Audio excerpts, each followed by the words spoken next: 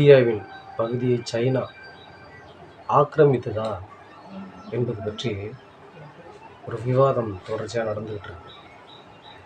அதில் பிரதமர் நரேந்திர மோடி அவர்கள் நேற்று உரையாற்றுவதாக இருந்தது. உரையாற்றுவார் என்று எதிர்பார்க்கப்பட்டது.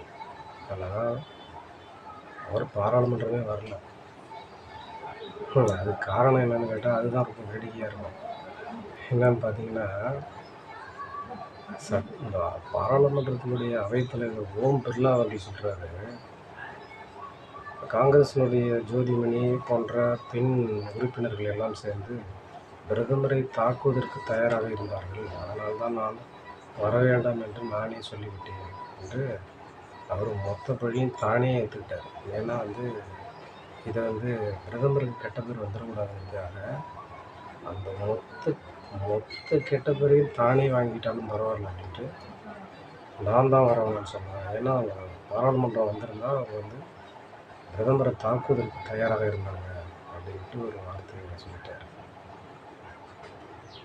இப்போ 1952 பாராளுமன்றம் கூடுது. அப்போது இருந்து இன்று வரை அப்போது ஜிவி மாவளங்கர் அவையினுடைய தலைவராக இருக்கார். அன்னையிலிருந்து இன்ன வரலைக்கும் இன்று வரை இல்லாத ஒரு பேசக்கூடாத ஒரு வார்த்தை, சொல்லக்கூடாத ஒரு சொல்லி வருகிறார்கள் கேட்டால் நம்ம அவைத்தலைவர் ஓம் பிர்லா அவர்கள் தான். இதில் ஒரு வேடிக்கை என்னன்னு பார்த்தீங்கன்னா, பிரதமரை சேர்ந்து எல்லாம் முற்றுகையிடுவாங்க, அதனால் அவர்கள் என்ன சொல்லாமல் பிரதமரை தாக்குவதற்கு தயாராக இருந்தாங்க, அதனால தான் அவங்க பிரதமர் அவர்களே நான் வரவேணும்னு சொல்லிட்டேன்னு சொல்கிறாங்க. பாருங்கள், வேடிக்கையாக இல்லாது. சாதாரண பிரதமர் அவர் அவ்வளோ சீக்கிரம் யாரும் தாக்கிட முடியுமா?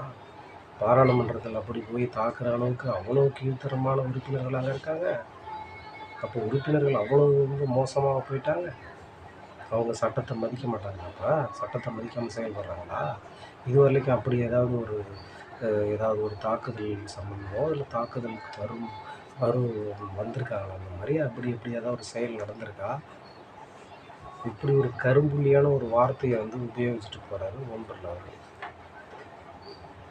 சொல்லும்போதே இது மிகப்பெரிய ஒரு பொய்யை சொல்கிறோம்னா, ஏன்னா வரக்கூடாதுன்னு சொல்லியிருக்காங்க அந்த அரசு. அவர் மொத்தமாக அவர் பொறுப்பு எடுத்துட்டார்.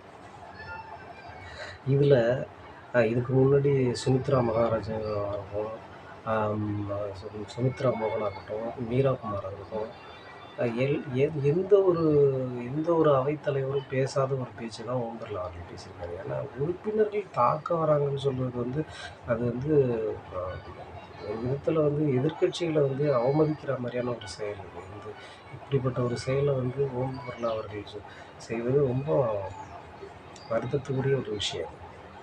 இப்படி போய் ஒரு அவைத்தலைவரை இப்படி ஒரு மிகப்பெரிய ஒரு குற்றச்சாட்டான ஒரு பொய்யை சொல்வது யாருமே ஏற்றுக்கொள்ள முடியாது.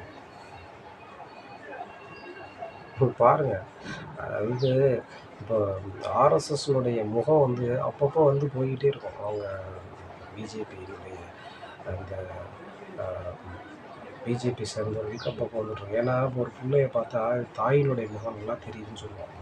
அதே போல் பிஜேபியினுடைய தாய் யாருன்னு கேட்டிங்கன்னா அதுதான் ஆர்எஸ்எஸ். அதனுடைய முகம் அப்பப்போ வந்துக்கிட்டே இருக்கும். அந்த ஒரு பிஜேபி ஆர்எஸ்எஸ்னுடைய மூமெண்ட்டு எப்படி இருக்குன்னு கேட்டிங்கன்னா இப்படி தான் இருக்கும். அதாவது என்னென்னு கேட்டிங்கன்னாக்கா, அவங்க உரையாற்ற மாட்டாங்க, அதுக்கு பதில் சொல்ல மாட்டாங்க.